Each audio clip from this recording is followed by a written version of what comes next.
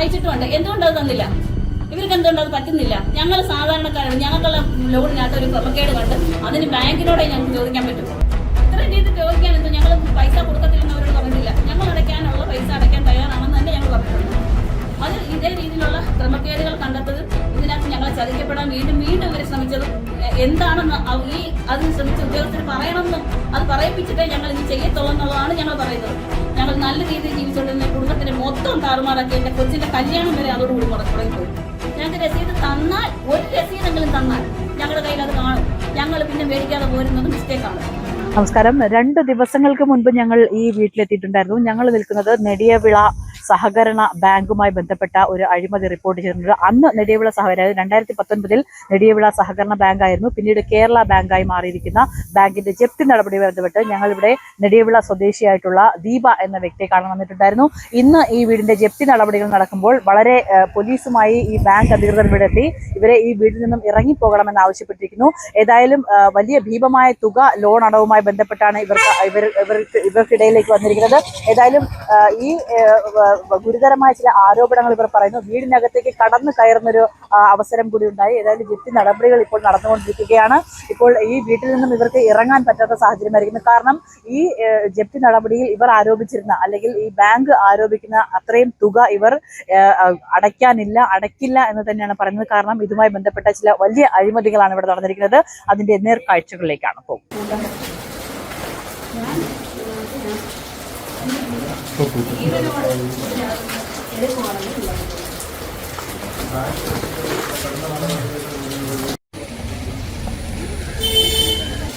പൊട്ടറുടെ കൂട്ട് ബാങ്കിന്റെ ലോൺ എടുത്തിട്ടുണ്ട് എന്ന് പറഞ്ഞുകൊണ്ട് അതിനകത്ത് കാണിച്ചേക്കുന്ന കുറ്റകൃത്യങ്ങൾ മൊത്തം കൂടെ തലയിൽ ഏറ്റെടുത്തുകൊണ്ട് ഡോക്യുമെന്റ്സ് തിരിച്ചെടുത്ത് കൊണ്ടുപോകാനൊന്നും ഞങ്ങൾ മണ്ടരല്ല.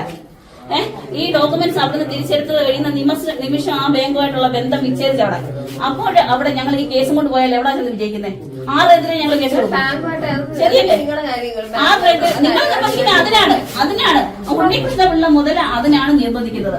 ഞങ്ങൾ ആ ഡോക്യുമെന്റ്സ് അവിടുന്ന് ഹാൻഡ് ഓവർ ചെയ്ത് കൊണ്ടുപോകണം. അപ്പൊ ഇതിന്റെ എവിഡൻസ് മൊത്തം ക്ലീൻ ആയിട്ട് അങ്ങ് മാറും. അതിനാണ് ഞങ്ങളെ മറിച്ചും വിൽക്കാൻ ശ്രമിച്ചത്.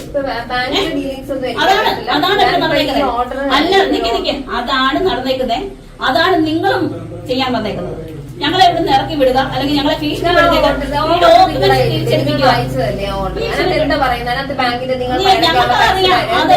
അത് ഞാൻ ഫസ്റ്റ് ഇതിന്റെ ഞാൻ പാലിച്ചിട്ടുണ്ട്. രണ്ടാമത്തെ കാര്യങ്ങൾക്ക് വേണ്ടുന്ന ഇത് ഞാൻ റിക്വസ്റ്റ് കോടതിയിൽ ഹാജരാക്കിയിട്ടുണ്ട്. അതിന്റെ കേസ് ഫയൽ ചെയ്തതിന്റെ റിപ്പോർട്ട് ഇങ്ങോട്ട് വന്നിട്ടുമുണ്ട്. പിന്നെ അതിന്റെ ഓർഡർ കിട്ടിയില്ലെന്നല്ലേ പറയുന്നേ? നിങ്ങളൊരു കോടതി വർക്ക് ചെയ്യുന്നില്ലയോ? ഒരു കേസ് ഫയൽ ചെയ്താൽ കോടതിയിലെ എന്തെങ്കിലും ഇതനുസരിച്ച് എത്ര ദിവസം അല്ലെ ഇത്ര കാലാവസ്ഥ താമസം അതിന്റെ ഓർഡർ വരാൻ നിങ്ങൾ അനുസരിച്ച് നോട്ടീസ് കിട്ടുമ്പോ അതിനനുസരിച്ച് വേണ്ടേ ചെയ്യാൻ? 18-ാം തീയതി പൊസിഷൻ എടുക്കാൻ ആള് വരുന്നു. കോടതിയില് ഇത് കോടതി ഓർഡറല്ലേ? ഇത് ഞാനായിട്ട് വരുന്നതല്ലോ.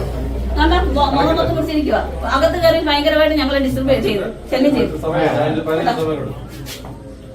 ഞങ്ങൾ പറഞ്ഞ അകത്ത് കയറണ്ട, ഇപ്പൊ അകത്ത് കയറണ്ട. നമുക്ക് ഞങ്ങൾ പറയാനുള്ളത് കേൾക്കണം എന്ന് മാത്രമേ ഞങ്ങൾ പറഞ്ഞിട്ടുള്ളൂ. അതാ ഞാൻ ചോദിക്കുന്നത്. കോടതിയുടെ ഉത്തരവാണ്. കേസ് കൊടുത്തത് തെറ്റിച്ചിട്ടില്ല. ഞങ്ങൾ 1,00,000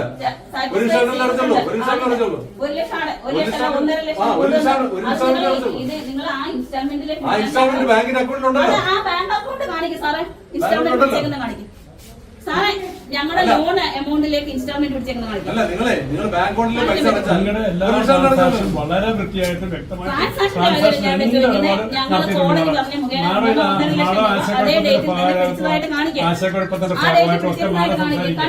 എല്ലാ കണക്കുകളും അക്കൗണ്ടുകളാണ് ആ രീതിയിലെ പോയത്. അതെന്തുകൊണ്ട് പിടിച്ചില്ല?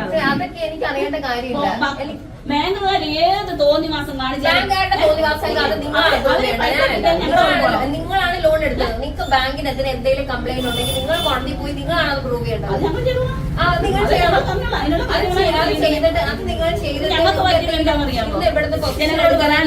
ഞങ്ങൾക്ക് പറയാനുള്ളതെന്ന് പറഞ്ഞാൽ ഇതിനകത്ത് ആദ്യമേ ഈ ക്രമക്കേടുകൾ കണ്ടുപിടിച്ചപ്പോഴേ ഇത് കോടതി പോവുക ചെയ്തില്ല എന്നുള്ളതാണ് ഞങ്ങൾക്ക് വലിയ തെറ്റെന്ന് ഞങ്ങൾക്കറിയാം. ഞങ്ങൾ വേറെ ഉന്നത തലത്തിൽ നിൽക്കുന്ന മന്ത്രിമാര്, MLA-മാര്, പ്രൈം മിനിസ്റ്റർ ഇങ്ങനെയുള്ള തുടങ്ങിയ ആൾക്കാർക്ക് ഞങ്ങൾ പരാതികൾ കൊടുത്തത് ഇതിനകത്ത് എന്താണെന്ന് കൃത്യത വരുത്തി തരണം എന്നുള്ള രീതിയിലാണ് ഞങ്ങൾ മുന്നോട്ട് പോയത്.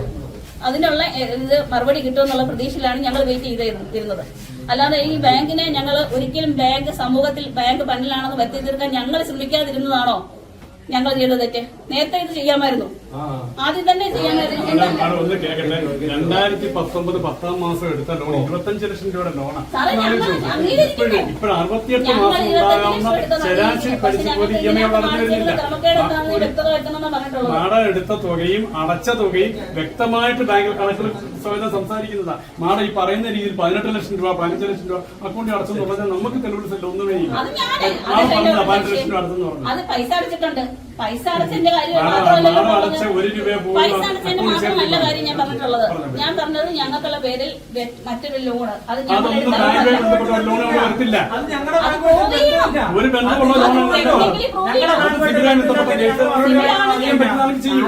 ഇഷ്യൂസ് ആണോ എന്ന് ഞങ്ങൾക്ക് ലോൺ തന്നെന്ന് പറഞ്ഞ് നമ്മൾ പറയുന്ന എല്ലാ ഓർഡർ തന്നത് ഞങ്ങളോട് നിങ്ങളെ പോലുള്ളവരെ സഹായിക്കാനാണ് ഈ ബാങ്ക് ഇരിക്കുന്നത്. ഞാൻ ഓംബുഡ്സ്മാൻ നിർദ്ദേശം തന്ന പ്രകാരം വരെ ബാങ്കിന് ഞാൻ റിക്വസ്റ്റ് അയച്ചിട്ടുണ്ട്.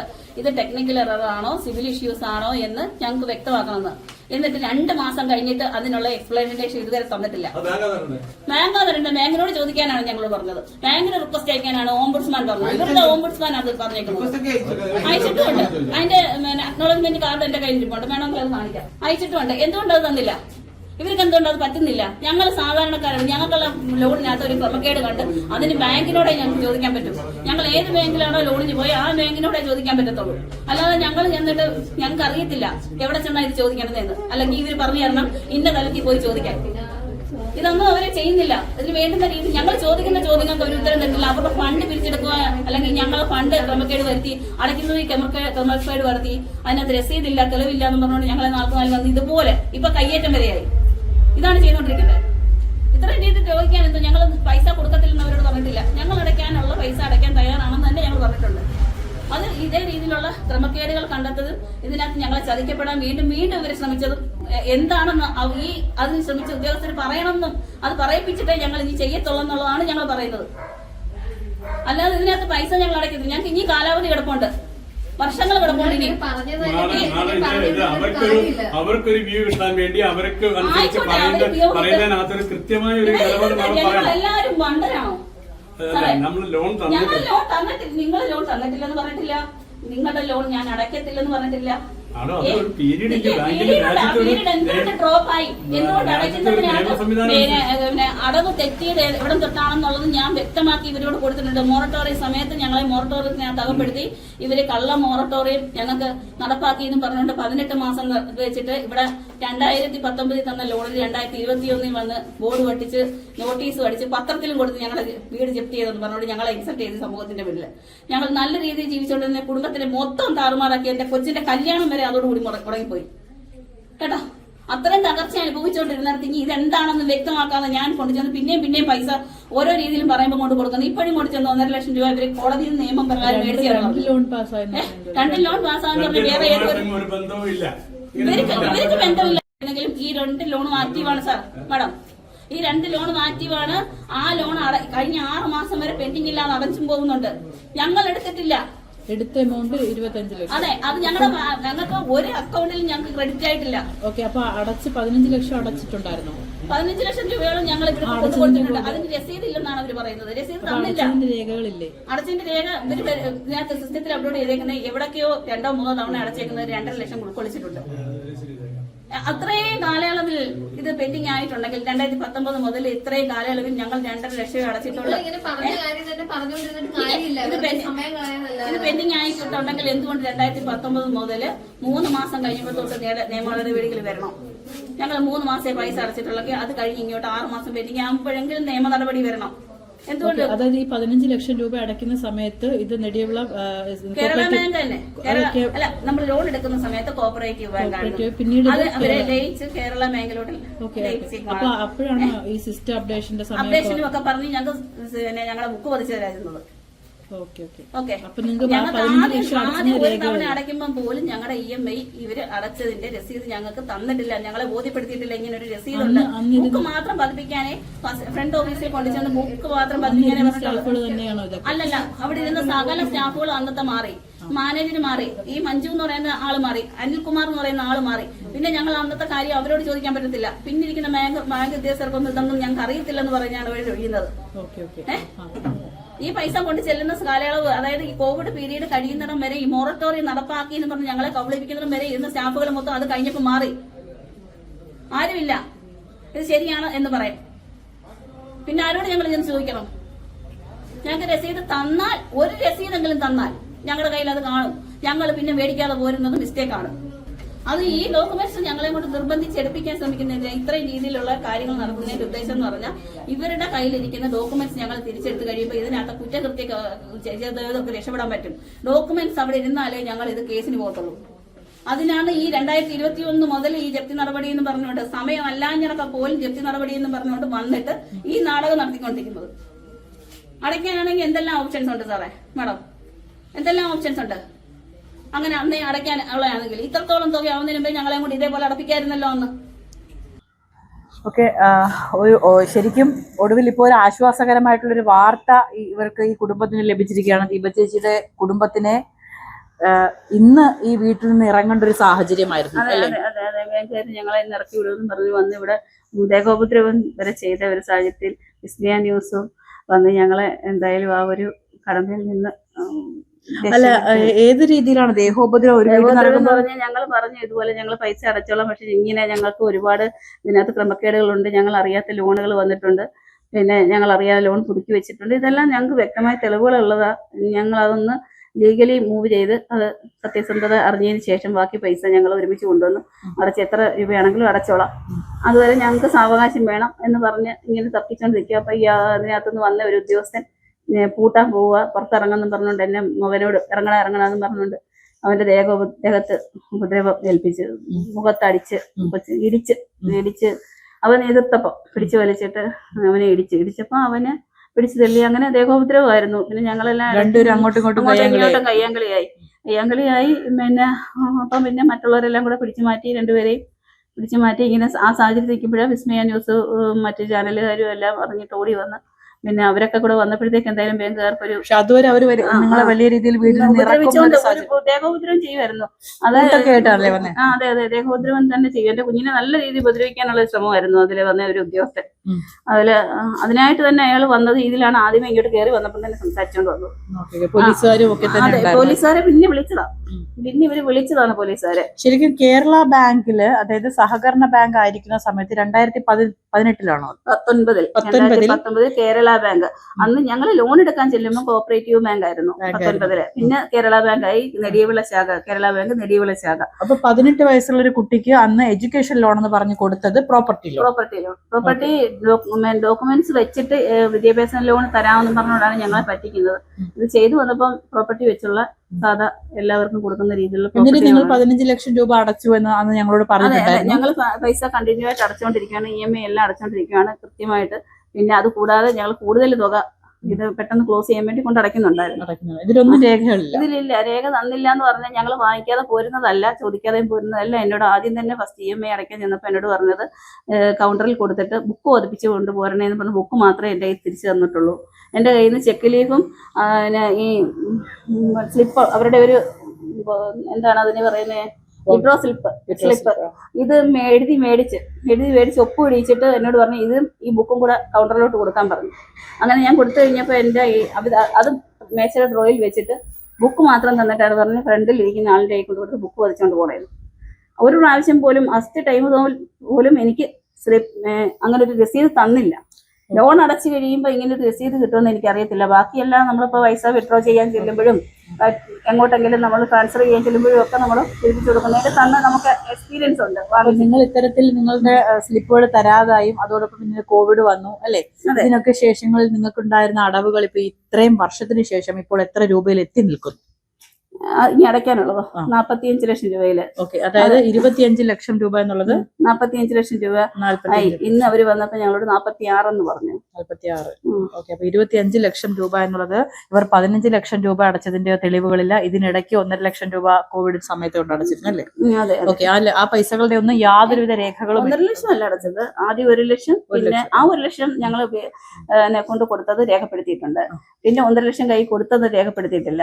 അതിനു മുമ്പ് എന്റെ ഫെഡറൽ ബാങ്കിൽ നിന്ന് ഞാൻ എന്റെ മാല പണയം വെച്ച് ഞാൻ ട്രാൻസ്ഫർ ചെയ്തതിന്റെ ഞാൻ സ്റ്റേറ്റ്മെന്റ് എടുത്തോളാം. ഇവർക്കുള്ള നേരിട്ട് ട്രാൻസ്ഫർ ചെയ്ത ഒരു എമൗണ്ട് ഉണ്ട്.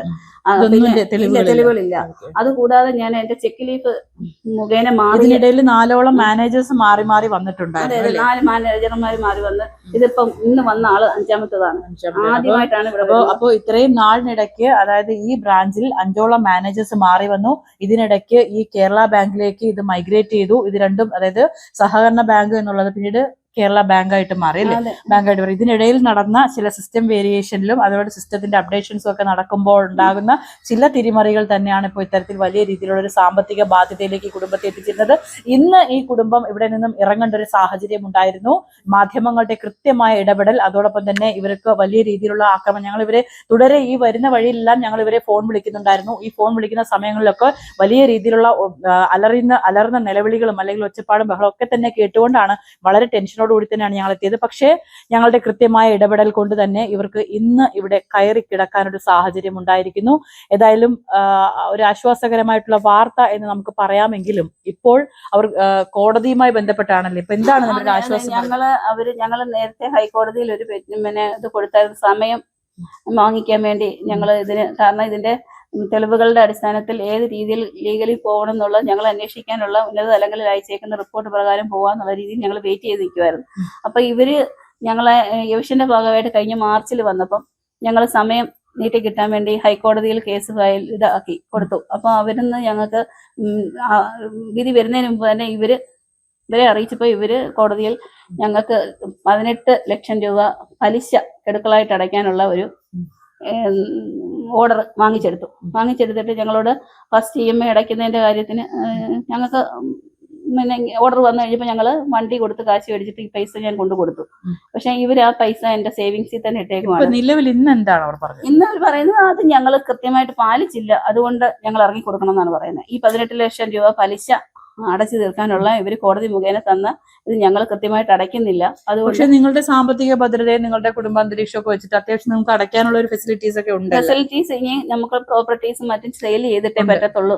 അതൊക്കെ കിടപ്പുണ്ട്. നിങ്ങൾക്ക് ഒരിക്കലും ഇങ്ങനെ ഒരു തിരിമറി കള്ളം പറയേണ്ട ആവശ്യമില്ല. ഇല്ല, ഒരിക്കലും ഇല്ല. ഞങ്ങൾക്ക് ഇത് അടച്ചു തീർക്കാൻ തന്നെയാണ് താല്പര്യം. ഞങ്ങൾക്ക് എത്ര രൂപ അതിന് ബാങ്കിന് ബാധ്യതയുണ്ടോ അത് അടച്ചു തീർക്കാൻ തന്നെയാണ്. പക്ഷേ അവർ പറയുന്ന ഈ അന്യായമായ പണം ഇടപാട് അത് പറ്റില്ല. അത് മാത്രമല്ല, ഞങ്ങളുടെ പേരിൽ ഈ കാണുന്ന ഈ രണ്ടാമത്തെ ഞങ്ങൾ അറിയാതെ ആകെ ഒരു ലോണിനെ ചെന്നുള്ളൂ. ഞങ്ങൾ ആ ഒരു ലോണിന് വേണ്ടിയുള്ള പ്രൊസീജിയേഴ്സിനുള്ള പേപ്പറുകളെ ഒപ്പിട്ട് കൊടുത്തിട്ടുള്ളൂ. പിന്നെ എങ്ങനെ ഈ രണ്ടാമത്തെ ലോൺ, അതും ചെറിയ തുകയല്ല, ഓൺലൈനിൽ വന്നേക്കുന്ന ഒരു എറവെന്ന് പറഞ്ഞാലും ഓൺലൈൻ ലോൺ എന്ന് പറഞ്ഞാലും എന്ത് പറഞ്ഞാലും ഒരു 5 ലക്ഷത്തിൽ കൂടുതൽ ഒരാൾക്കും ലോൺ കിട്ടത്തില്ല. ഞങ്ങൾക്കുള്ള കൊച്ചിന് അതേ സമയം അവർ ലോൺ ചെയ്ത അതേ വർഷം അതേ മാസം തന്നെ വീണ്ടും ഒരു 25 ലക്ഷം കൂടാണ് മറ്റൊരു ലോണ് ക്രെഡിറ്റ് ആയേക്കുന്നത്. അത് അടഞ്ഞും പോകുന്നുണ്ട്. ഇവിടെ പറഞ്ഞത് പ്രകാരം ഒരു ലോണിന് അപേക്ഷിച്ച് 2 ലോൺ സാങ്ഷൻ ആയെന്ന് പറഞ്ഞു. അപ്പൊ ഈ രണ്ടാമത്തെ ലോൺ എവിടെ നിന്നാണ് സാങ്ഷൻ അയക്കുന്നത്? അത് ഗുജറാത്ത് ഏതോ ഒരു പ്രൈവറ്റ് ബാങ്കാണ്, ദ മാൻസ നാഗരിക് ബാങ്ക് എന്ന് പറഞ്ഞിട്ട് ഒരു ബാങ്കിലാണ് ഞങ്ങൾക്ക് ലോൺ പാസ്സായി കാണുന്നത്. ഈ പാസ്സായ തുക ഞങ്ങൾക്ക് കിട്ടിയിട്ടില്ല. ഞങ്ങൾ ആപ്ലിക്കേഷൻ കൊടുത്തിട്ടില്ല. ആരാണ് ഇതിനുള്ള അപേക്ഷ കൊടുത്തതെന്ന് ഞങ്ങൾക്ക് അറിയത്തില്ല. ഈ പൈസ ഞങ്ങളുടെ അക്കൗണ്ടിലോട്ട് ക്രെഡിറ്റ് ആയിട്ടില്ല. പക്ഷെ ഈ ലോണ് അടഞ്ഞു പോകുന്നുണ്ട്. ഇത് ആരാ അടയ്ക്കുന്നതെന്ന് ഞങ്ങൾക്ക് അറിയത്തില്ല. നിങ്ങൾക്ക് ക്രെഡിറ്റ് ആയിട്ടും ഇല്ല? ഇല്ല, ഞങ്ങൾക്ക് പൈസ കിട്ടിയിട്ടില്ല. ഞങ്ങളുടെ അക്കൗണ്ടിലോട്ടൊന്നും ക്രെഡിറ്റ് ആയിട്ടില്ല. ഈ ലോൺ ആരാണ് അടയ്ക്കുന്നതെന്ന് ഞങ്ങൾക്ക് അറിയത്തില്ല. അപ്പൊ ഇതാണ് ഞങ്ങൾ ബാങ്കിനോട് ചോദിക്കുന്നത്. ഞങ്ങൾ വന്ന് ആകെ ലോൺ ചോദിച്ചതും ഈ ബാങ്കിന്റെ കേരള ബാങ്കിലാണ്. ഈ ബാങ്ക് ഞങ്ങൾക്ക് 25 ലക്ഷത്തിന്റെ ലോണിനാണ് ഞങ്ങളുടെ കയ്യിൽ ഈ ഡോക്യുമെന്റ്സ് എല്ലാം വാങ്ങിച്ചേക്കുന്നതും എല്ലാ പേപ്പറും ഡോക്യുമെന്റ്സ് വെച്ചാണ് ഈ ലോൺ. അതാണ് ഞങ്ങളുടെ സംശയം. അതിനുള്ള വ്യക്തത ഇവർ വരുത്തണമെന്നാണ് ഞങ്ങൾ ആവശ്യപ്പെടുന്നത്. ഇതുവരെ അതിനുള്ള ഏത് തരത്തിൽ നിന്ന് ചോദിച്ചിട്ടും അത് മറുപടി തരുന്നില്ല. മാസാമാസം EMI അടഞ്ഞും പോകുന്നുണ്ടതായിട്ട് നമുക്കത് കാണാൻ പറ്റുന്നുണ്ട് നമ്മൾ ചെക്ക് ചെയ്യുമ്പോൾ. അത് കഴിഞ്ഞ 6 മാസം തൊട്ടാണ് ഇങ്ങോട്ട് പെൻഡിങ് ആക്കിയിട്ടേക്കുന്നത്. അതായത് ഞങ്ങൾ ഇത് എല്ലാം കണ്ടെത്തി എന്ന് മനസ്സിലായി കഴിഞ്ഞപ്പോൾ തൊട്ട് അതും പെൻഡിങ് ആക്കിയിട്ടേക്കുന്നത്. നിലവിൽ എവിടെയൊക്കെയാണ് പരാതി കൊടുത്തിരിക്കുന്നത്? ഞങ്ങൾ ഇപ്പം നമ്മുടെ ഇതിന്റെ കേരള ബാങ്കിന്റെ ചെയർമാൻ, സെക്രട്ടറി, നമ്മുടെ നേതാക്കന്മാർ, എല്ലാ രാഷ്ട്രീയ നേതാക്കന്മാര്, സഹകരണ വകുപ്പ്, മുഖ്യമന്ത്രി പിണറായി വിജയൻ, പിന്നെ ഇതിന്റെ ഓംബുഡ്സ്മാൻ, ഇങ്ങനെ എല്ലാ തലങ്ങളിലും കേസ്. ആദ്യം തൊട്ടേ ഞാൻ പറഞ്ഞു ജോയിന്റ് രജിസ്ട്രാർ, പിന്നെ നമ്മുടെ കളക്ടർ, ഇങ്ങനെ എല്ലായിടത്തും കൊടുത്തു. അത് കഴിഞ്ഞാണ് ഇങ്ങനെ ഇങ്ങോട്ട് പോയിക്കൊണ്ടിരിക്കുന്നത്. ഇതെന്താണെന്ന് അറിയാൻ വേണ്ടി ഇവിടെ നിന്നെല്ലാം കൊടുക്കുന്നതിന് ഇവര് റിജക്ട് ചെയ്താണ് അവർക്ക് റിപ്പോർട്ട് കൊടുക്കുന്നത്. കാരണം ഇങ്ങനെയല്ല, ഞങ്ങൾ പൈസ പെൻഡിങ് ആക്കി ഇട്ടേക്കുന്നതുകൊണ്ടാണ് ഈ ഇഷ്യൂസ് എവിഷന്റെ ഭാഗമായിട്ട് അവിടെ ചെല്ലുന്നത് എന്നുള്ള രീതിയിലാണ് കൊടുക്കുന്നത്. ഞങ്ങൾ ചോദിക്കുന്ന ചോദ്യങ്ങൾക്കൊന്നും ഇവര് റിപ്പോർട്ട് കൊടുക്കുന്നില്ല. ഞങ്ങൾക്ക് ഈ രണ്ടാമത്തെ ലോൺ ഏതാണെന്ന് വ്യക്തമാക്കി തരുന്നില്ല. നേരിട്ട് ഞങ്ങൾ ഇവരുടെ അടുത്ത് റിക്വസ്റ്റ് പലതവണ കൊടുത്തിട്ടുണ്ട്. ഈ രണ്ടാമത്തെ ലോണിന് ടെക്നിക്കലി എറർ ആണെങ്കിൽ അവർക്ക് അത് പ്രൂവ് ചെയ്യാം, അത് ചെയ്യുന്നില്ല. പിന്നെ ഇപ്പോഴും ഓംബുഡ്സ്മാന്റെ നിർദ്ദേശപ്രകാരവും ഞങ്ങളോട് പറഞ്ഞിട്ട് ഇപ്പം മാറിപ്പോയ മാനേജർക്ക് ഞാൻ റിക്വസ്റ്റ് കൊടുത്തു, ഈ ലോൺ എന്താണെന്ന് വ്യക്തമാക്കി തരണം. ടെക്നിക്കൽ എറർ ആണോ, സിവിൽ ഇഷ്യൂസ് ആണോ, അതോ ഈ രണ്ടാമത്തെ ലോൺ ഞങ്ങളുടെ പേരിൽ എവിടെ നിന്ന് ഇത് ആക്റ്റീവായി എന്നുള്ളത് ബാങ്ക് ഉദ്യോഗസ്ഥർ വിചാരിച്ചാൽ അവരുടെ ഭാഗത്തുനിന്ന് തെറ്റില്ല എങ്കിൽ അവർക്ക് ഇത് എപ്പോഴേ വ്യക്തമാക്കാം. അത് ഞങ്ങൾക്കും 2 മാസത്തിൽ കൂടുതലായി ആ റിക്വസ്റ്റ്. നിലവിൽ ഇവരുടെ ഒരുപാട് ചോദ്യങ്ങൾക്കാണ് ഉത്തരം വരേണ്ടത്. കാരണം ഈ ലോൺ, രണ്ടാമത് ഇവർ പറയുന്ന ഈ ലോൺ എവിടെ നിന്നും സാങ്ഷൻ ആയി, അല്ലെങ്കിൽ ഈ പറയുന്ന കാര്യങ്ങൾ ഇവരുടെ പരാതിക്ക് മേൽ ഇത്തരത്തിൽ വലിയ ഈ നടപടി എടുക്കാതിരിക്കുന്ന സാഹചര്യങ്ങൾ, ഇങ്ങനെ ഒരുപാട് ചോദ്യങ്ങൾ അവർക്ക് മുന്നിലുണ്ട്. നമുക്കറിയാം, ഒരു ലോണുമായി പോകുമ്പോൾ 2 ലോൺ സാങ്ഷൻ ആവുന്ന സാധാരണക്കാരന് ഒരു ലോണുമായി അപേക്ഷിച്ചാൽ കുറഞ്ഞത് ഒരു 6 മാസമെങ്കിലും എടുക്കും ഒരു ലോൺ സാങ്ഷൻ.